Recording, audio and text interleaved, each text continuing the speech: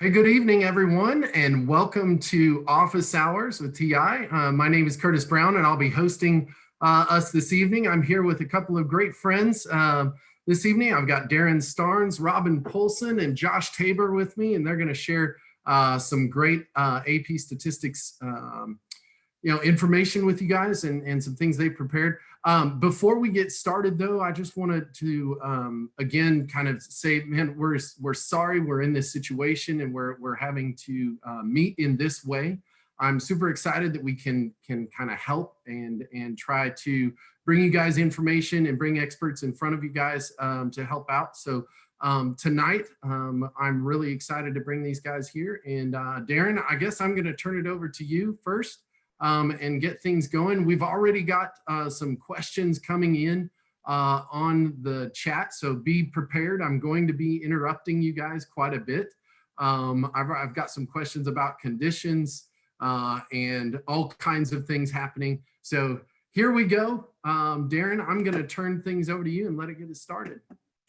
Sounds good, Curtis.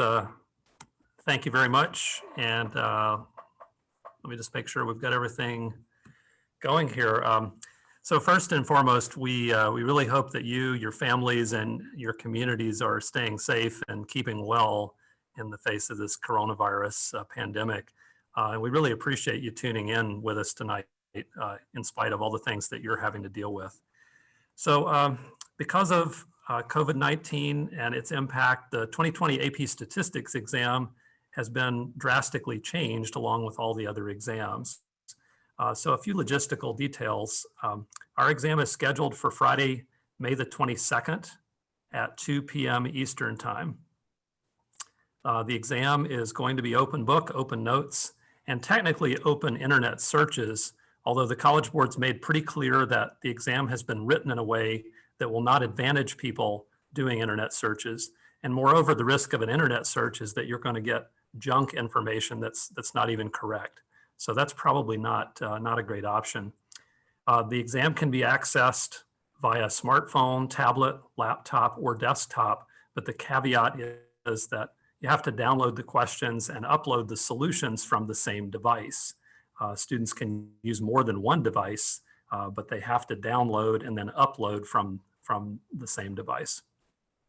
What do we know about the structure of the exam? Well, it's only going to be 2 free response questions. Question 1 is going to be 25 minutes, and we've been told it's going to count about 55% of the exam weight. After the first 25 minutes, that question will close out on the device, and students will have 5 minutes to upload the response using the device that they downloaded from. And then it'll proceed on to open question 2, and students will have 15 minutes to read and do question 2. And we know that that'll account for about 45% of the exam weight. Once that question closes, we'll have about 5 minutes again of upload time for students to get their response sent in. So as I mentioned, more than one device is possible. For instance, students may want to handwrite solutions on paper, take a photograph with the smartphone, and then send that to a computer for uploading if they downloaded the files originally from the computer. Hey, Daren. Yes. Really quickly, I want to clarify a couple of things. Give a shout out to, there's a couple of classes that are joining us. And so I just want to be sure that I do that, Mr. Quigley's AP statistics class.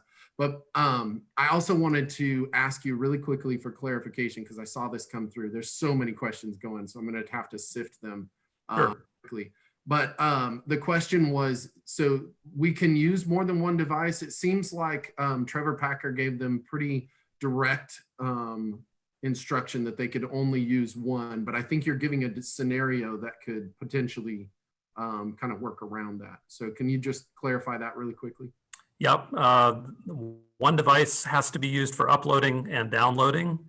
So basically accessing questions and submitting answers, but other devices can be used, including phones for taking pictures. A graphing calculator is permitted. We'll say more about calculators in a second, but more than one device for during the exam time is definitely permitted. Okay. Second question that I'm going to get to, and then I'm going to let you keep proceeding. And that is, I saw a question come in about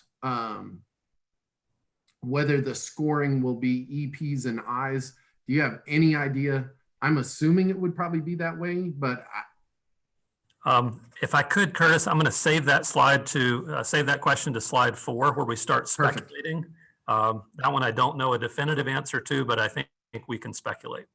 Okay, sounds great. All right, thanks for those, and welcome to our students who are watching. All right, so we've talked a little bit about logistics. Let's talk a little bit more specifically about the content of the exam this year. We know that the exam content is restricted to units 1 through 7 in the new AP Statistics course and exam description. Most importantly, that means on this year's exam, there is nothing about chi-square and there's nothing about inference for the slope of a regression model.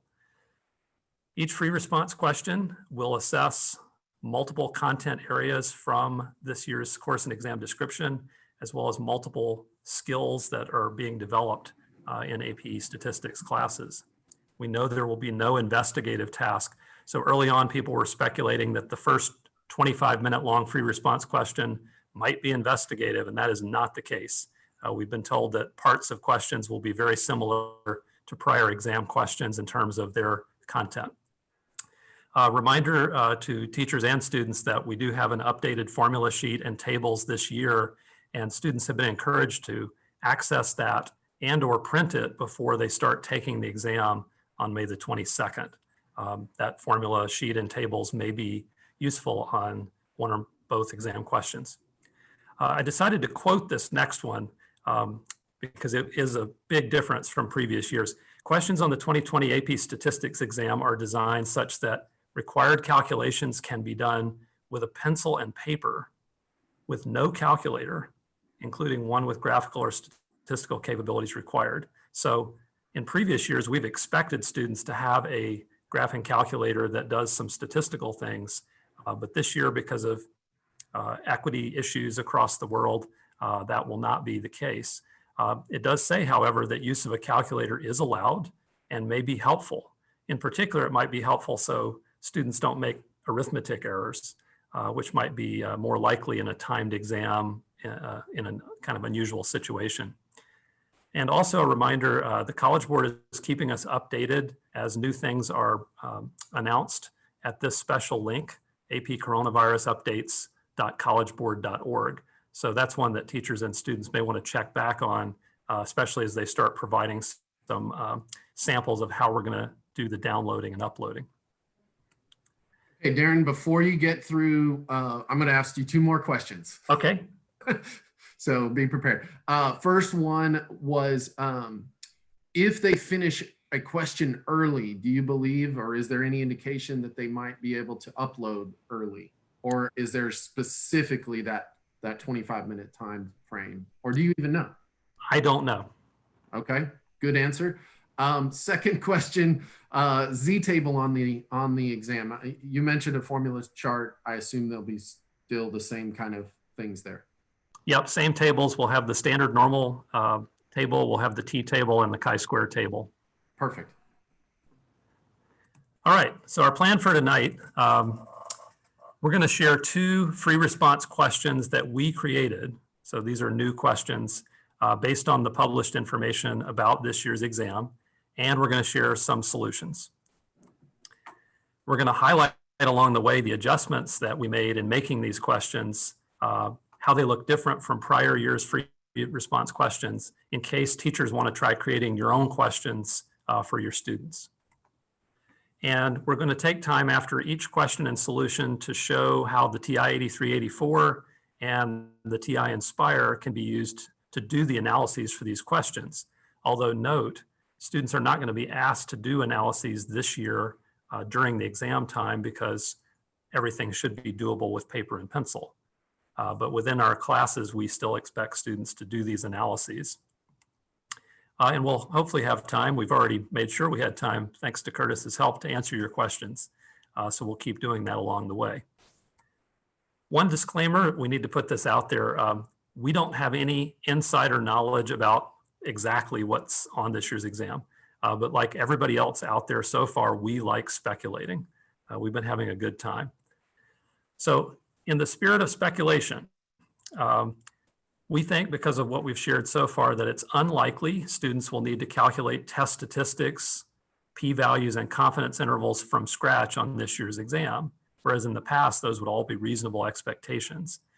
We think it's more likely that those values would be provided to a student, and then the student would be expected to interpret or draw conclusions from them. We think it's very likely that each of the two items will cover different units and themes of the course. For example, maybe some inference with maybe a piece about study design, something about exploring data, maybe something about probability within the same question, and we'll try to model that. One speculation we haven't gotten far enough along with to make a question is, what might a free response question look like this year that involves binomial, geometric, or normal probability calculations? Particularly since we're told students can do things with paper and pencil, it would have to be a bit different than in the past, where we could access binom CDF or normal CDF on the calculator. One more speculation. Based on the 55-45 announced weighting percentages, question 1 could have 5 parts, each equally weighted, and question 2 could have 4 parts, each equally weighted, and then we think there would be the EPI, or essentially correct, partially correct, incorrect scoring that we've had in previous years, but that would be 9 parts total, and it sort of divides nicely like 55.5 and 44.4-ish. Okay, now that all that's said, remember that these are just speculations. Okay, last question, or one more question before you get into this. I know it's crazy doing this over and over, but really quickly, will there be a sample test or rubric? Have they published them? Are they going to, do you know? All that we've been promised is a sample of how students will do the download upload process, a printed guide, a video guide, and a simulation where students can attempt to do that. I have not heard any promises of any additional questions or model solutions that are going to look like this year's exam. Right. And I got another question here that I think we can answer pretty easily, and that is, do you think they'll need to know how to read specific computer output in more detail since they do not have calculators? I would expect the answer to that to be yes. I'm at yes. I think we won't show one in our 2 questions tonight, but for example, computer regression output has always been fair game. And it may be that other types of computer output would be ways to show a test statistic or p-value or a confidence interval. So I'm at yes also, Curtis. Cool. Okay, I think I'm handing over to Josh at this point. Great. Well, welcome everyone. Hopefully you can see the screen here. We've got free response question 1, part A. As promised, we are going to do our best to speculate what this longer type of question might look like. And as Daren mentioned, we designed it so that it would have 5 parts, which would easily create a 55% weighting. Also, we created it so that it would cover different core skills and different areas of the curriculum. We feel like with only 2 questions, the designers of the exam are going to do their best to try and address as many parts of the course as possible in just these few questions. So what we did here is, again, design 2 sample questions that you can use with your students if you'd like. We will at the end have these posted on the TI website in PDF form so that you can give them out to your students as practice questions. Anyway, let's go on with question 1. Daniel believes that people perform better in the barbell curl on average if they're encouraged by a coach. He recruited 29 students to participate in an experiment and randomly assigned them into 2 groups. Daniel gave one group verbal encouragement during the exercise and was quiet during the exercise for the other group. He recorded the total number of barbell curls each subject was able to complete before setting the bar down. Just a quick side note, Daniel was one of my students, and this was a project he did last year in class. The encouragement that he gave was he very enthusiastically counted along as the participants were doing the barbell curls. And if they were struggling, gave them a, you can do it kind of encouragement. For the people in the control group, total silence, just stood there with a clipboard counting in his head. So that's how the experiment worked. So part A says, explain the purpose of random assignment in this experiment. So this is a question about collecting data. So here's a model solution. It says the purpose of random assignment is to create two groups of subjects that are roughly equivalent in their ability to do barbell curls at the beginning of the experiment. This will allow for a cause and effect conclusion if the difference between the two groups is statistically significant. As is the case with most model solutions, this might be more than a typical student would write, but I do want to highlight a couple of things. One is that context is always required in free response questions on the AP statistics exam. So notice how in the line 2 of the solution, roughly equivalent in their ability to do barbell curls. We want to talk about the context of this experiment.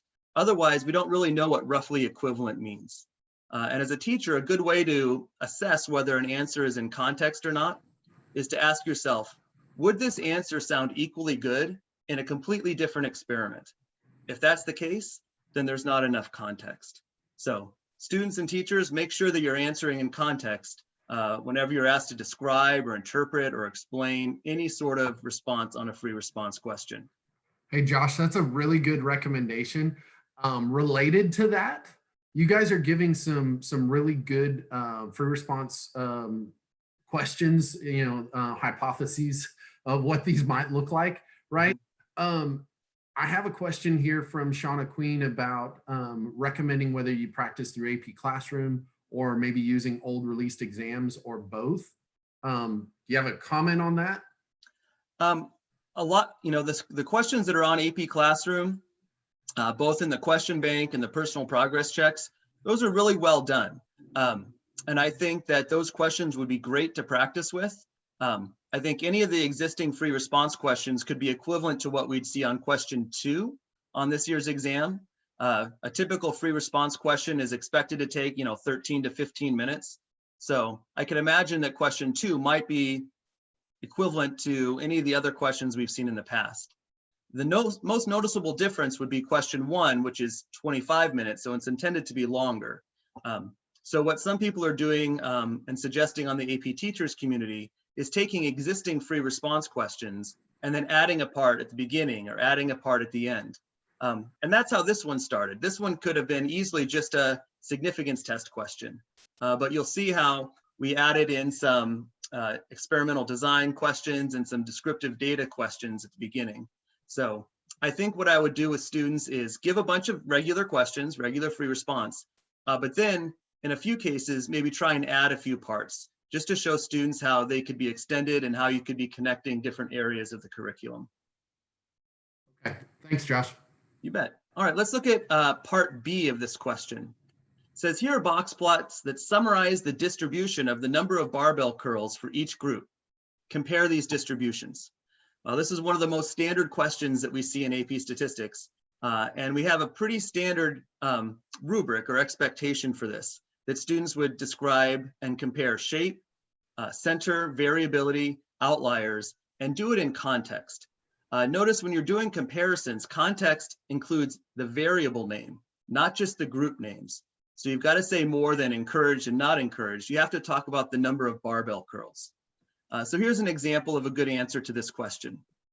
It says the distribution of the number of barbell curls is slightly skewed to the right for both groups, with more skew in the distribution for those who were not encouraged. The median number of curls and the variability in the number of curls is greater for the group that received encouragement. Neither distribution has any outliers. So you can see just based on the data analysis that there is some evidence in Daniel, for Daniel's hypothesis that encouragement does help. Of course, you might see what's coming next, which is that difference statistically significant? And that leads us in to part C. Cool. I have one question that either you or Daren could maybe comment on this. And sure. It's tough interrupting your thought process here, but do you know by chance, or do you suspect that if they choose to upload photos for some answers and maybe type in answers for others, will it matter if they try to switch modes? I don't know. I would hope, okay, and I would expect that more guidance would be given on that. And they've promised, that students would have the opportunity to practice. So I imagine that would be part of the practicing process, and that should be happening, I think, in late April. But I don't have any idea. That sounds great. Cool. I keep putting you on the spot, but I'm going to ask them as much as I can. No, that's great. That's what this is about. Office hours is about questions and answers. So we hope to answer as many questions as possible. Sometimes the answers we don't know. All right, so here's part C. State the hypotheses Daniel should use to test his belief about receiving encouragement during exercise. Make sure to define any parameters you use.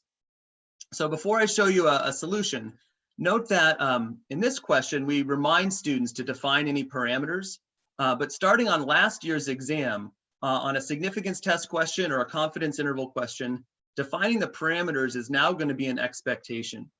In the past, it was the case that if you used the correct symbol with maybe some contextual subscripts that matched the words in the question, that you didn't have to specifically define your parameters.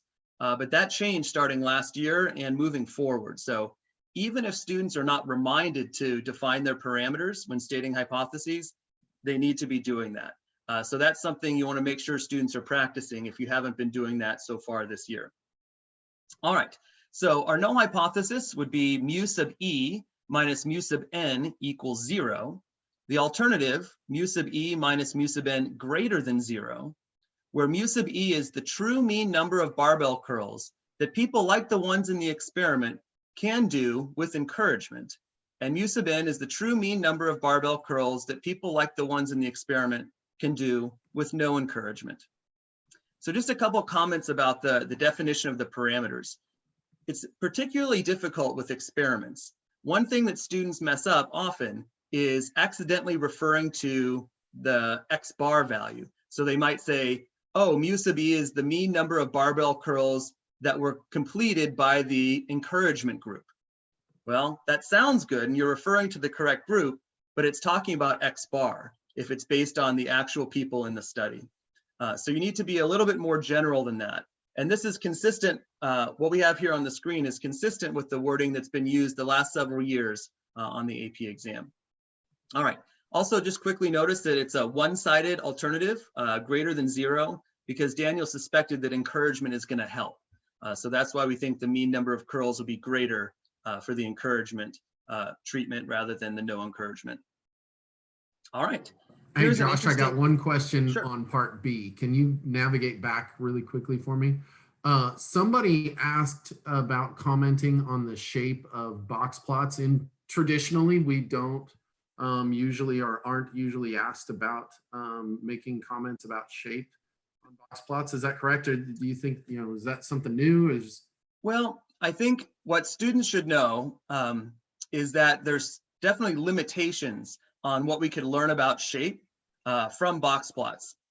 And we've seen that kind of poked at on recent years exams with, bimodal distributions that where a box plot might, those would be hidden in a box plot. So what I tell my students is you can see symmetry and skewness, and you can see outliers from box plots, but you certainly can't see modes or peaks. So you want to avoid any kind of statement that says anything about single peaked or unimodal or bimodal. And the one that's tempting to students the most is approximately normal. You can say roughly symmetric from a box plot, but you can't say approximately normal from a box plot. So because of the limitations on what you can say about shape with box plots, in recent years, rubrics haven't required that students address shape when comparing box plots. But in other years, they have. So again, I think what you'd want to tell your students is that there's limitations to what you can learn about shape from box plots. All right, so let's go on to part D. So part D says, identify the significance test Daniel should use to analyze the results of his experiment and show that the conditions for this test are met. So I noticed in the chat before the session even started that somebody asked about conditions and whether students would be told that those were met. Obviously, I don't know. I'm speculating here that students would be expected to check conditions, especially if the graphs were provided in a situation like this. And we'll talk a little bit more about conditions in Daren's question 2 in just a bit. But I would say that conditions are definitely fair game for this year's exam. So here's an example of that. This is a 2-sample t-test for mu e minus mu n. There's 2 conditions when we're analyzing the results of a randomized experiment. One, that treatments are randomly assigned. That was described in the stem of the question, so we're good there. And the second is normal or large sample. So large sample, depending on your book, is typically at least 30 in each group. We don't have that. Daniel only had 29 subjects total, divided into 2 groups. So we're definitely not at large samples. But we can see that neither distribution shows strong skewness or outliers. There definitely is some skewness in these distributions, but with small samples like this, it's plausible that both of these samples could have come from distributions that are approximately normal. And that's really the main concern here. So as long as we don't see strong skewness or outliers when we have small samples, we can consider this condition to be met. Notice there's no 10% condition. The 10% condition is something that seems to have gotten more important or more emphasis in the new course and exam description.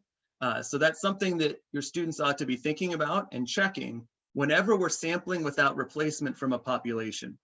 That is not the case in most randomized experiments. So when your random condition is satisfied by treatments randomly assigned, you don't have to worry about the 10% condition. But if your random condition was random sample or independent random samples, then you need to be checking the 10% condition. All right, so it doesn't apply here. Let's go on now to part E. It says the p-value for Daniel's test is 0.107.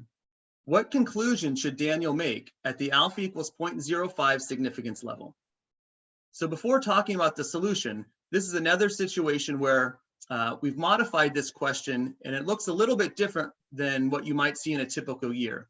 In a typical year, they might have just given the data sets and asked students to go ahead and do the full inference procedure with just a big blank page where students were going to have to come up with the hypotheses and the conditions and do all the calculations and make their conclusion.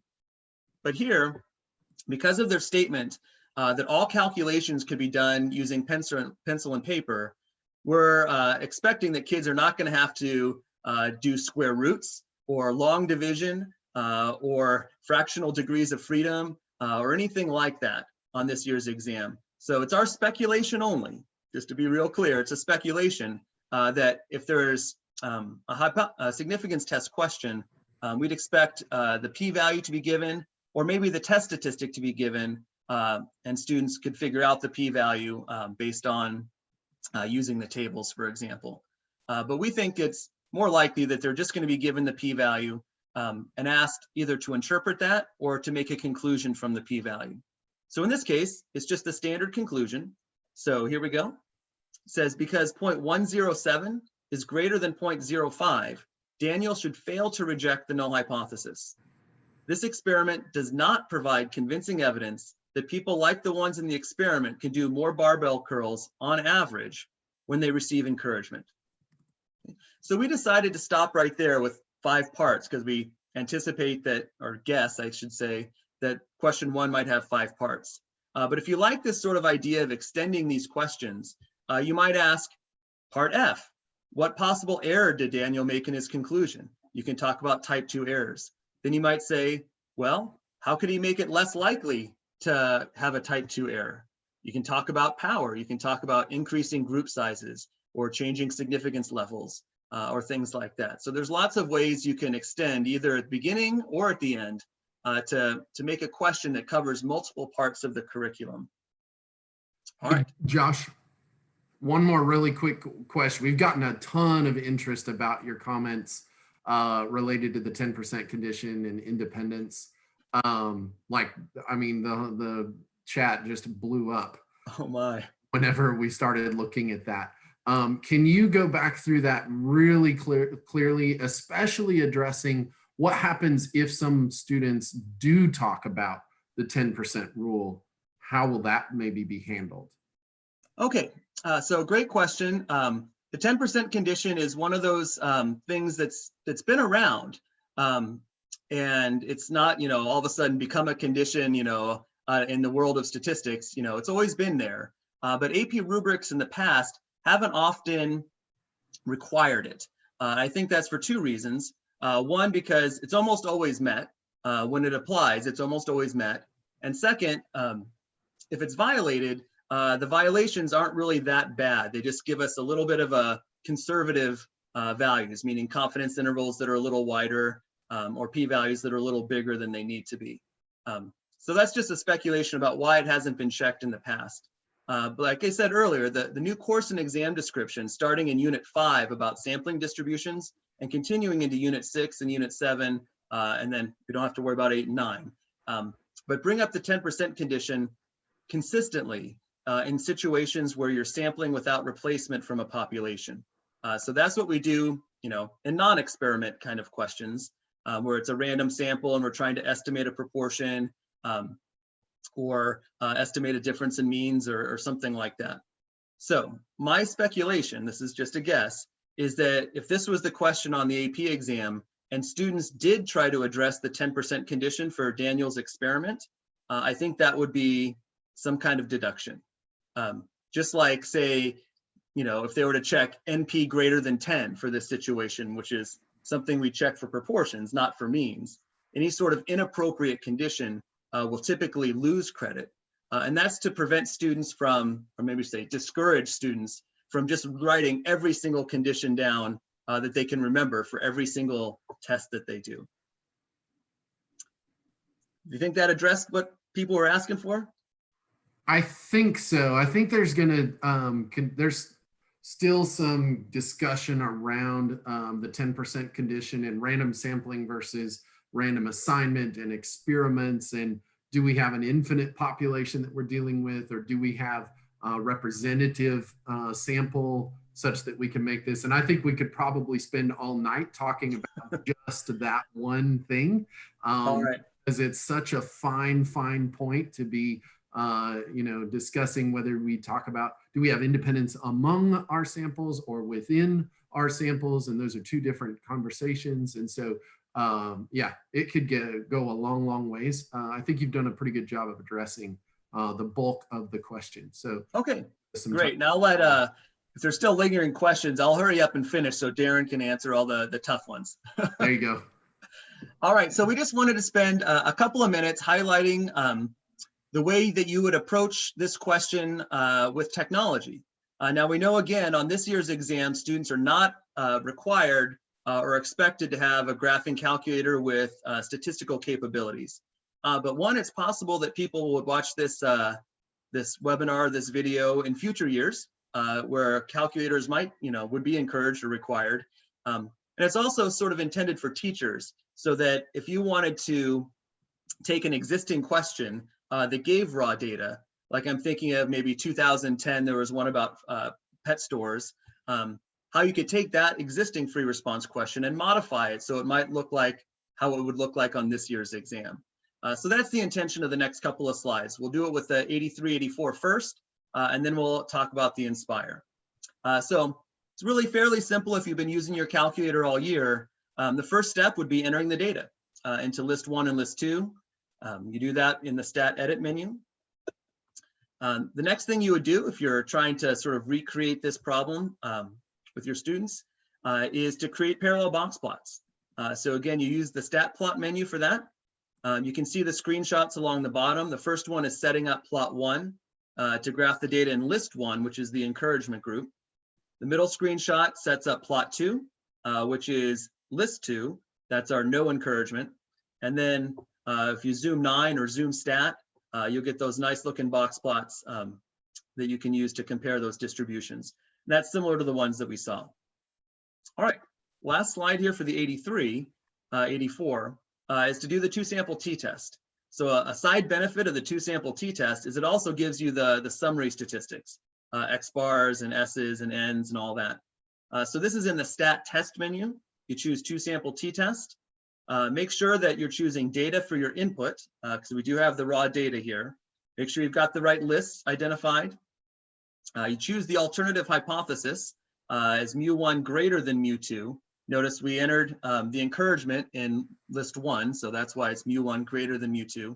We'll say no to pooled. We always do that in AP Stats for 2-sample T procedures. And then we calculate.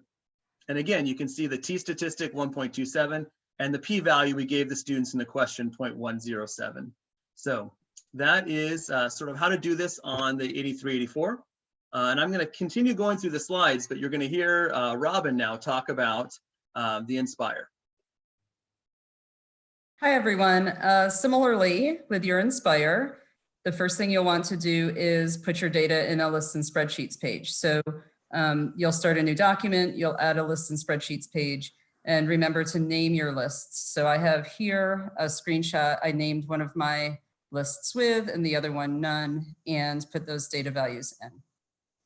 So then on the next slide, in order to see the picture of your data, you want to add a data and statistics page. And it immediately will give you a dot plot, but in this case, we want to see parallel box plots. So you choose plot type from your menu and you go to box plot.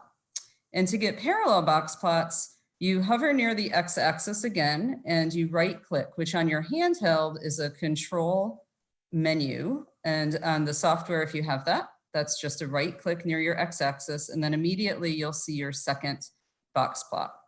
And they're color coded and labeled and whatnot for you. And then finally on the third slide, you'll want to add a calculator page to actually do the analysis. And it's a, once you're on your calculator page, you press menu, you're in statistics, it's a stat test, and it's a 2-sample t-test. You enter your information just like we did on the 84, just your list names are with and none instead of list 1 and list 2. And you choose OK. And then you finally get your analysis way off to the right.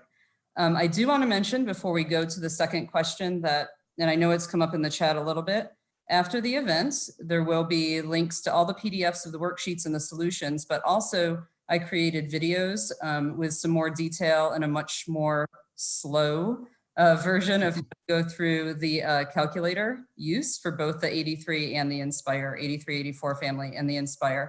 So that if you need a little more time for that, you can certainly, those videos will be available as soon as the office hours is over.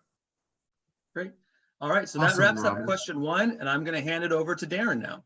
It doesn't answer question 1 or finish, because Daren, you can be ready, but I'm going to ask Josh one more question. Okay, All right. I'm ready.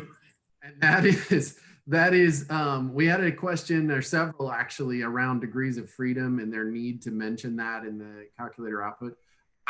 Certainly, if they computed themselves, they would need to do that and make sure that they had a matching degrees of freedom, either using the big nasty formula and doing the computation by hand, or using what was given by the calculator that way. Anything else you didn't talk to that? Is there something else there? Well, I would say that this year on the exam, because of the statement that you could do all the calculations with paper and pencil, that students would not be expected to calculate degrees of freedom in a 2-sample t-test. I would think that they would be given the p-value. I suppose it's possible that in a 1-sample case that students would have to know that it's n-1 for degrees of freedom for a 1-sample t-test or a t-interval. And again, this is just a speculation, but if they can only ask 9 things on an entire AP Stats exam, it would be very surprising to me if there was a focus on degrees of freedom. Fair enough. All right, let's take a look at the second question. And of course, since Josh's question focused on quantitative data, we thought our second question should focus on categorical data to give it equal playing time. So here's the scenario. In a long-term study of 3,462 randomly selected adults from Lausanne, Switzerland, researchers investigated the relationship between weekly napping frequency and whether or not a person experienced an event related to cardiovascular disease, which we'll abbreviate CVD, such as a heart attack or a stroke. The two-way table summarizes the data. So you can see at the top of the table, we have napping frequency per week. And on the left side of the table, we have CVD event status, which is either yes or no. Part A of the question, in the sample, 4.5% of people experienced a CVD event. To what population can this result be generalized? Explain your answer.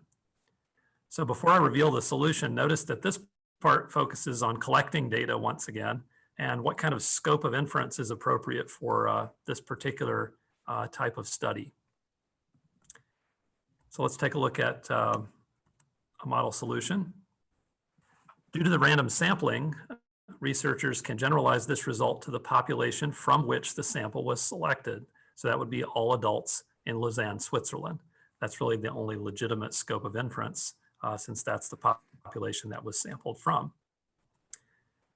In part B, we're going to pivot to a probability type of question. We have a two-way table here, and so it seems like plenty of past AP exam questions have asked students to do some basic probability calculations with the table, but we threw in a couple of wrinkles on this one to lead into later parts of the question. So the beginning of part B is one person from those surveyed will be selected at random. And part 1 of B, what is the probability that the person selected will be someone who reported taking at least 3 naps per week? You can leave your answer as an unreduced fraction. So now that last piece of the question is something we added in anticipation of the paper and pencil only requirement this year. Nothing like that's ever shown up before because students have had full access to their technology. But for this year, we thought something like that would be an appropriate instruction to add. Notice in the solution that we're focused on people who reported taking at least 3 naps. And the total number who did that, 411 plus 370, and then the denominator is the total number of people in the study, 3,462. So that would allow students to leave the answer as 781 over 3462 for sure, based on our directions. Of course, if you have the calculator technology, you could go ahead and find that that's equal to 0.2256. Part B, part 2, what's the probability that the person selected will be someone who has experienced a CVD event, given that the person reported taking at least 3 naps per week? And again, we added the instruction that you can leave your answer as an unreduced fraction. Well, you probably heard the words given that in there. So we have a conditional probability this time. In looking at the solution, we're once again going to focus on the people who took at least 3 naps per week or reported doing that. We're told that it's one of those people, so we know it's one of those 781 folks. And the probability that the person has experienced a CVD event is just the 22 plus 28, or 50, divided by 781. That would be sufficient the way we've written the directions. Or if you have the calculator technology, that simplifies to 0.064.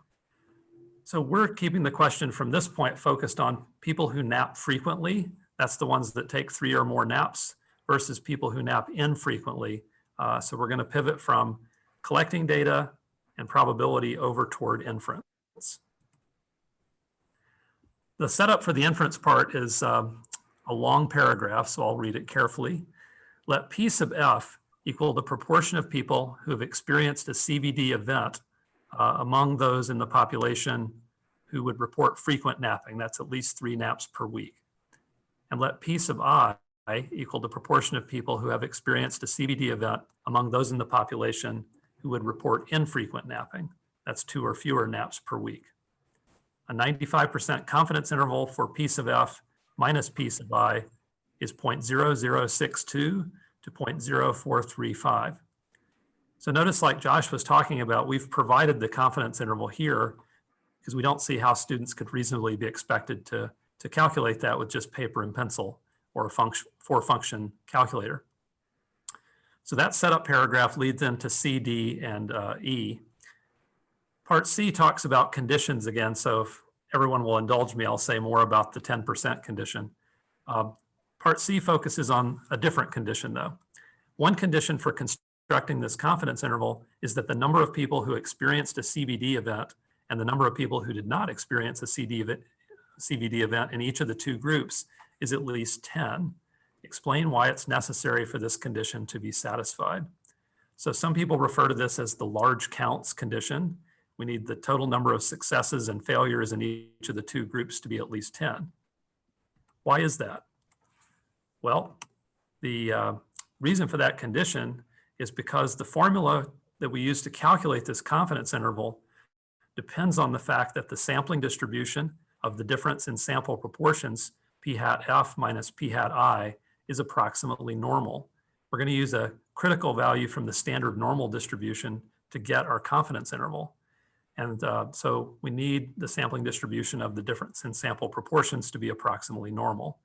That'll be the case if the numbers of successes and failures in each of the two samples are all at least 10.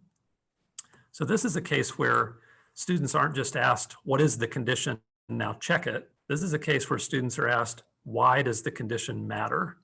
And we've seen a few questions like this on previous exams, and students have often struggled with them because what they've really learned well is what the condition is or what it's called, and then how to check it from the study information. Flipping it this way leads nicely back to a discussion about that 10% condition. The 10% condition is about sampling without replacement from finite populations, which is the case in this particular problem. We are sampling without replacement from people who are in, from adults in Lausanne, Switzerland. So that 10% condition is checking that the individual observations within the sample are independent or close to independent from one another. We're assuming they're truly independent and that the probability is not changing as we go along. That's not strictly true, as we know, though, when you sample without replacement.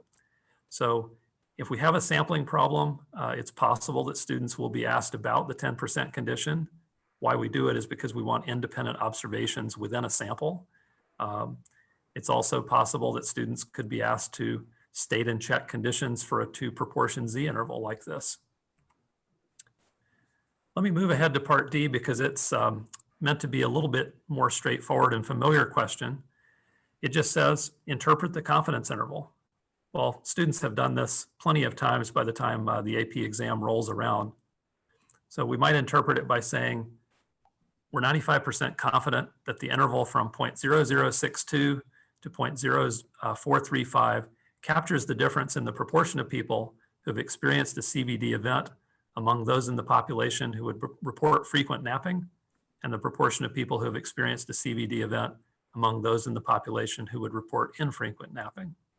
In other words, we're 95% confident that the proportion of people who have experienced a CVD event is between 0.62 percentage points higher and 4.35 percentage points higher for the frequent nappers. So this study seems to have shown pretty clear evidence of an association between more frequent napping and higher incidence of CVD events. So that made us think about what would be a great possible part E, a 5th part. And scope of inference came back to mind. You know, it certainly seems like people who nap more are doing less well when it comes to CVD events. So that made us think, well, even though all the values in the confidence interval are positive, we cannot draw a cause and effect conclusion from this study about the relationship between napping and CVD. Why? Because of possible confounding. So the question asks to identify a potential confounding variable in this context and for students to justify their answer. So here is a model solution.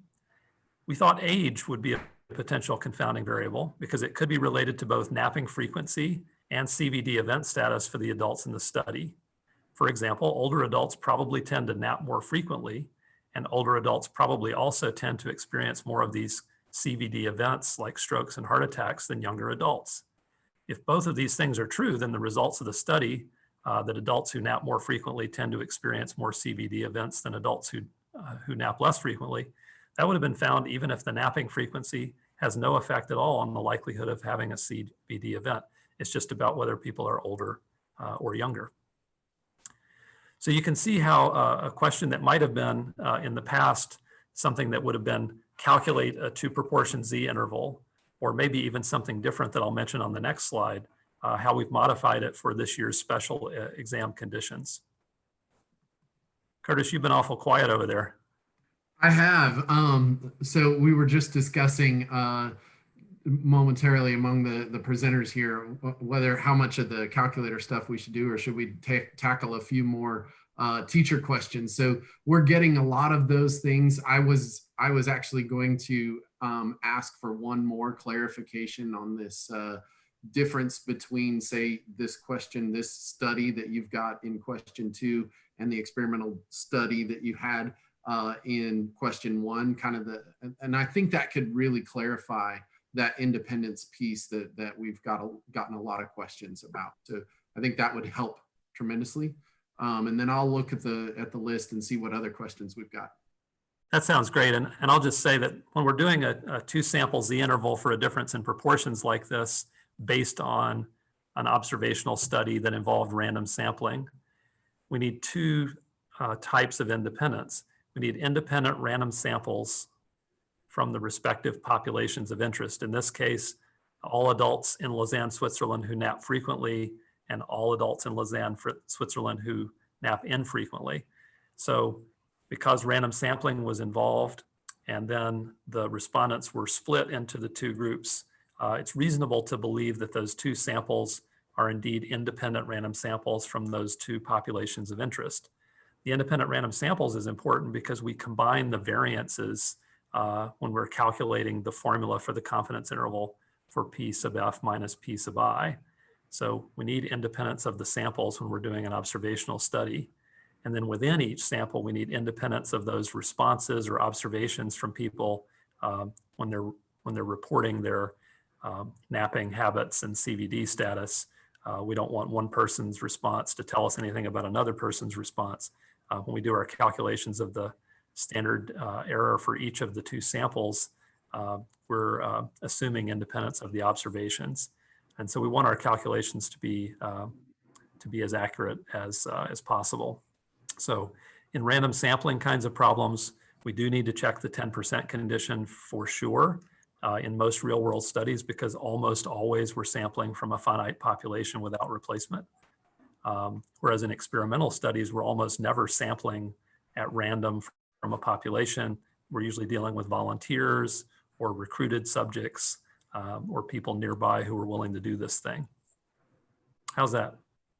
I think that was beautiful. Well done. That was really good and succinct as well. I have one other thing that's kind of bubbling up, especially since we got the confidence interval interpretation there.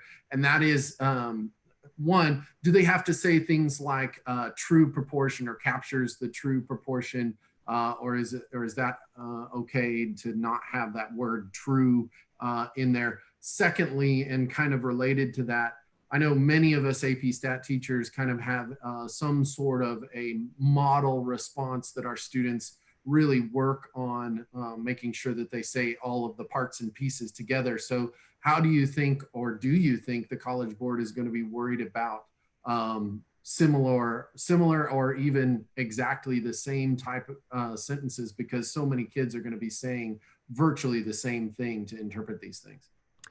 You're exactly right. And so let me answer the first question, and that was about the word true or something similar. In this response, we talk about the proportion of people who've experienced a CVD event among those in the population. So rather than use the word true proportion, we talked about the proportion in the population. One of those things needs to be done to make it clear that you're talking about something other than the sample proportion, that you're talking about this true or population proportion of people, proportion of all people in the population who have experienced the CVD event among frequent nappers. So you definitely need something in there to indicate that it's going beyond the sample proportion. In terms of these template responses, this is the one that I use with my students, and I think Josh does as well.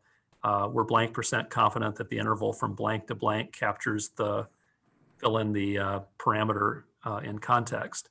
For that reason, it might be the case that this type of problem might have to be twisted a little this year. Otherwise, we might just see all the students out there using their template responses, which would be easily Googleable. So we put this in here as something to build student confidence and make sure there was a skill that they could do easily. But it does raise some questions about potential searching, looking through textbooks for a phrasing or a template. So that might require a little modification. How's that?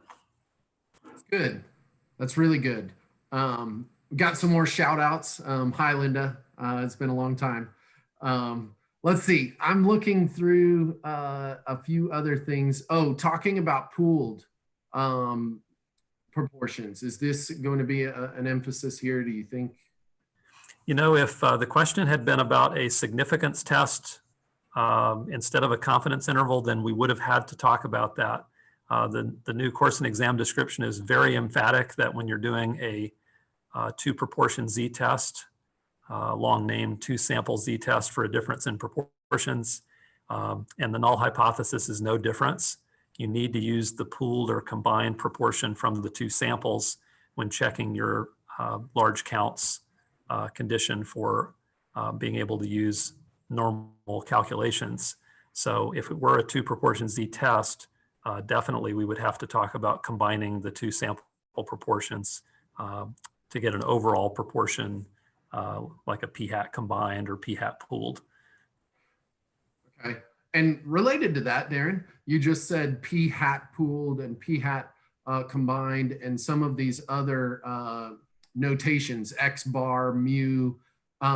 Do you think students will be able to type that out in regular text? Or will they have to try to find the symbols somehow?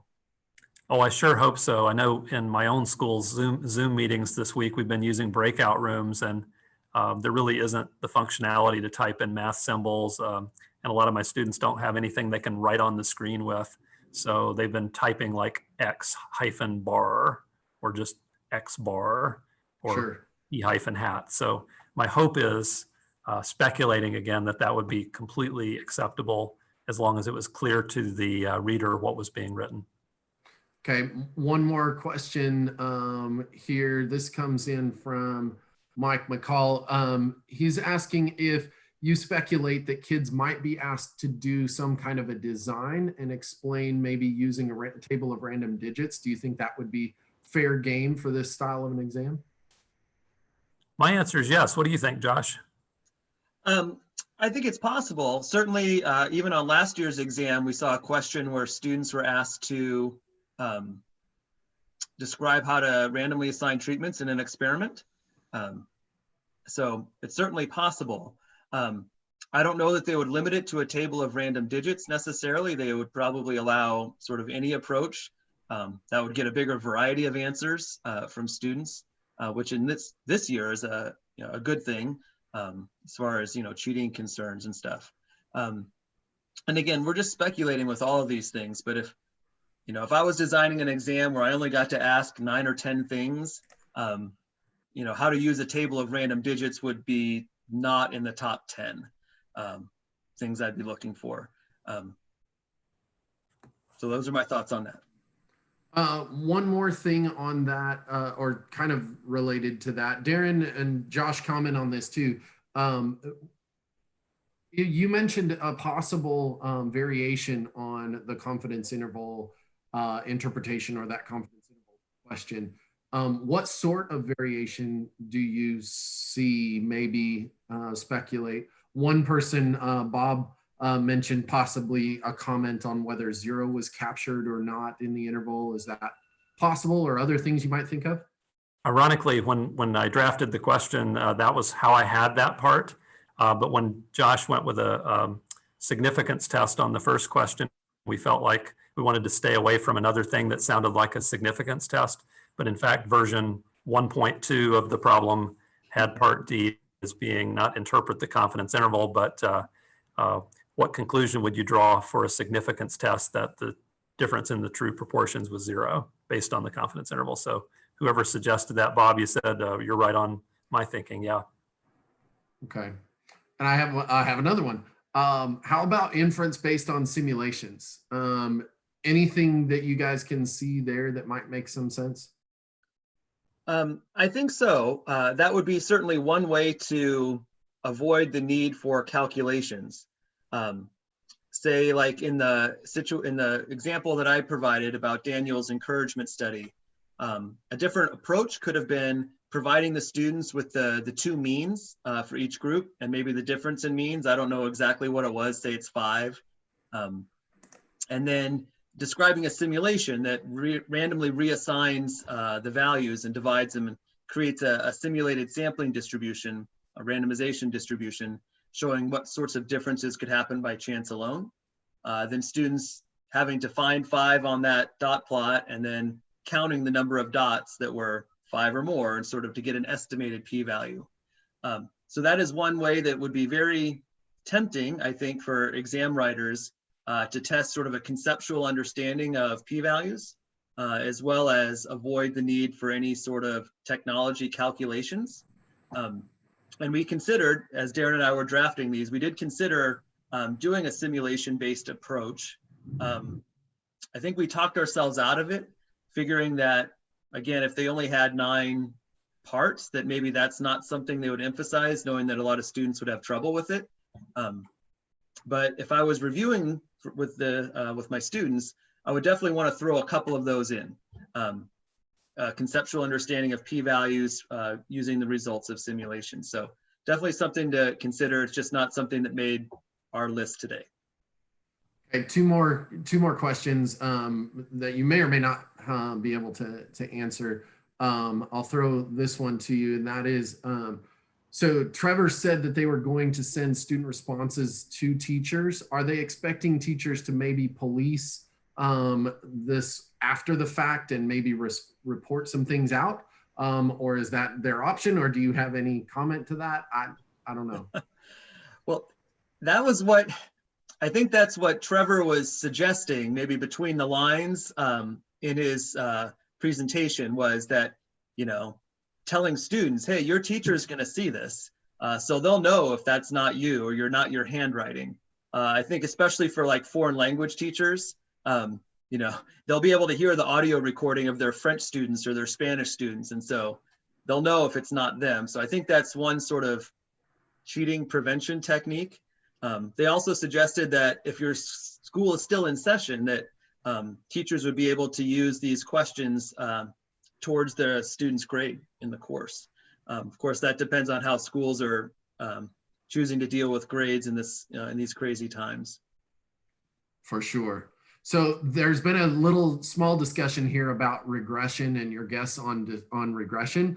Obviously, the inference on regression has been ruled out as an option, but perhaps something along linear regression topics or things that ways you might see one of those questions pop up.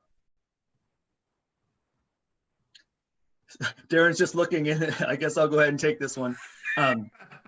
So one thing that tells me that regression could certainly be on the exam is that the availability of computer output, again, will make it so that students would not need to do any sort of calculations of regression lines and things like that.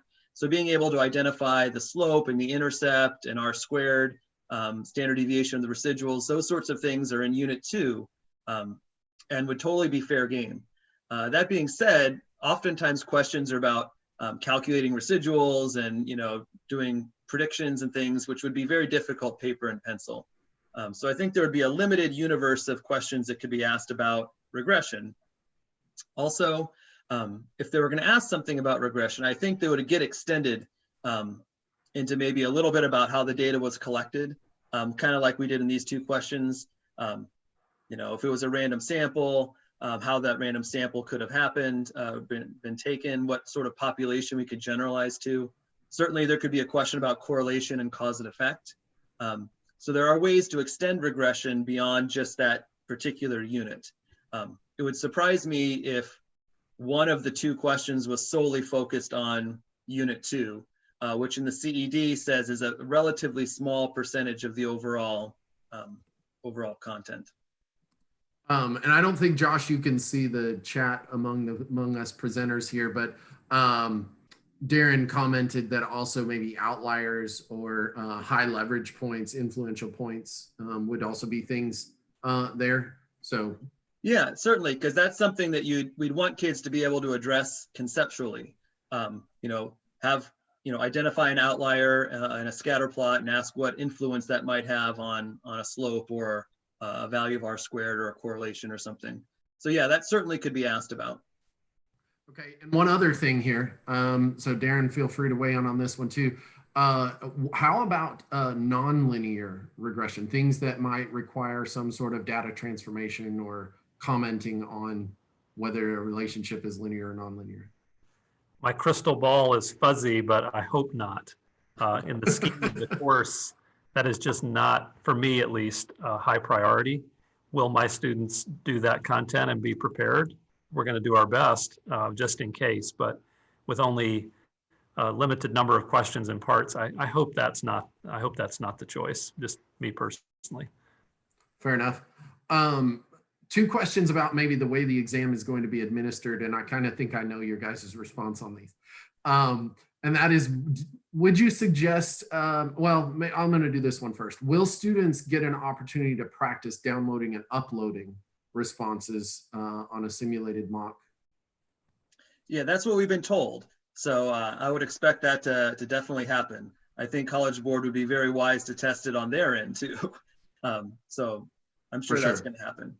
For sure. And now maybe more of a teacher question, and that is, would you suggest having students write, say, a one-page study guide to use during their exam as a quick reference? Given we've got this open note, open text, open internet, open anything besides another person.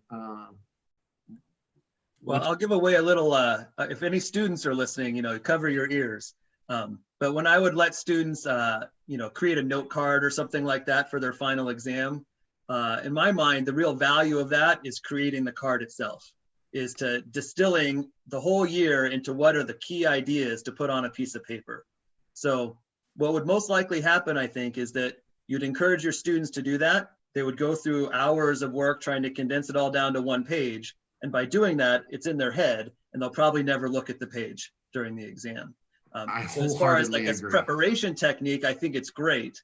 As a test-taking tool, I don't know that it would be very helpful given the really limited time frame to answer these questions. Okay, one more question on this, and you may know the answer to this. Are they going to send teachers their students' tests before the scores are released? And then I have another question around that as well.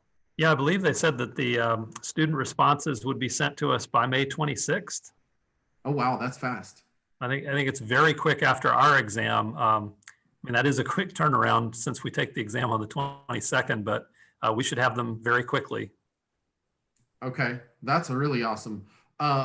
One more thing, sort of related to that. How do you think the reading is going to be handled, given that we've kind of got this situation where we're not sure we're even going to be able to do large gatherings, and Kansas City's probably out of the question. I don't know.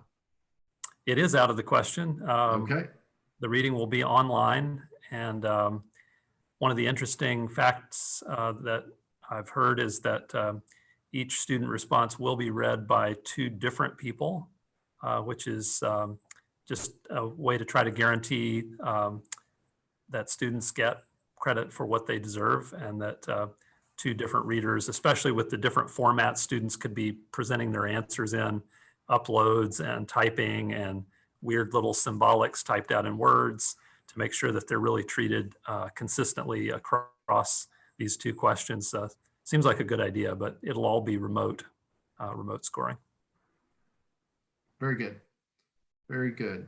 I've been trying to kind of curate a set of shout outs to do here at the end. So we're definitely going to do that. I'm trying to scroll back through and see if there were any other questions that I missed that I should have commented on, and I'm not sure that I see anything that we've missed.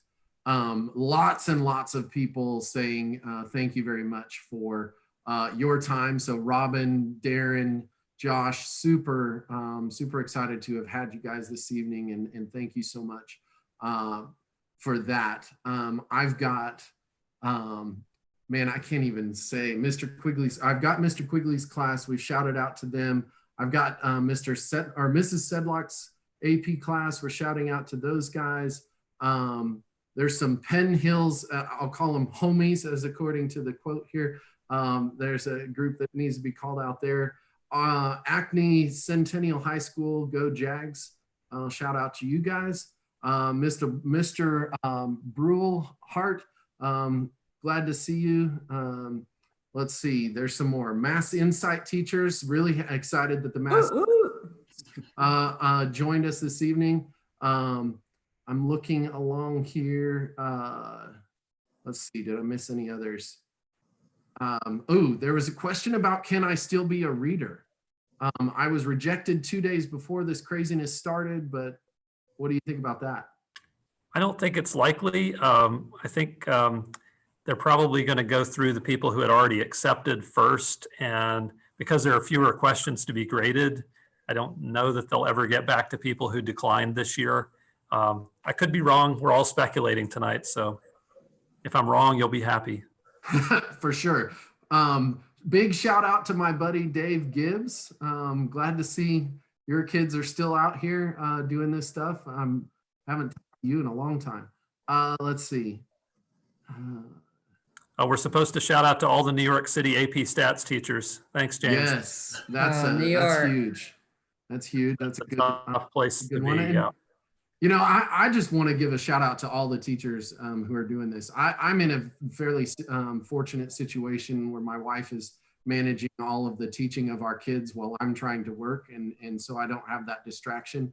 But I know that there's an incredible amount of work going on by teachers who are both managing their own classrooms and then trying to manage their own students' learning as well. So my hugest shout out goes to that group of people who are parents trying to manage both their own students and their students at home as well. So huge shout out to the work you guys are doing. It's worth it. You guys are doing a great job. And I say that from all of TI. We support you guys and we really appreciate your hard work. Okay, one last address, and Daren, you've tackled this well, so I'm going to put it out there one last time. We do have one more question on the 10%. So experiments we don't check the 10% condition. For example, if we had an experiment about a very rare cancer, the condition wouldn't apply here. Not unless the people that were being chosen for this experiment were randomly selected, which ain't going to happen. So I'm going to say that's right. Right. That would have been my response, but I wanted it from the guy with some background there. So you taught me everything I know. So all right. So wow, this was really, really great. I'm thinking things are slowing down on the chat here. So really appreciate Robin, you pulling this together and getting us all together to do this. Tons more shout outs to do. So Allison, if you still have those, I'll list those out as we need to. Josh, thanks for the plug there with your Math Nerd t-shirt. I love that. Super, super good. Glad you could join us, everyone. And yeah, I guess we'll sign off here unless Daren, Josh, Robin, you've got anything else? No, just thanks to Daren and Josh and all of you who are here, and really stay safe and well, and good luck. For sure.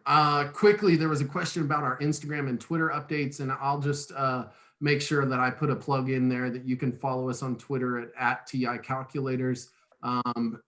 Instagram, same thing. In our YouTube channel, we do have a series of video resources Robin mentioned earlier that you can grab those at our YouTube channel. It's YouTube/TI Calculators.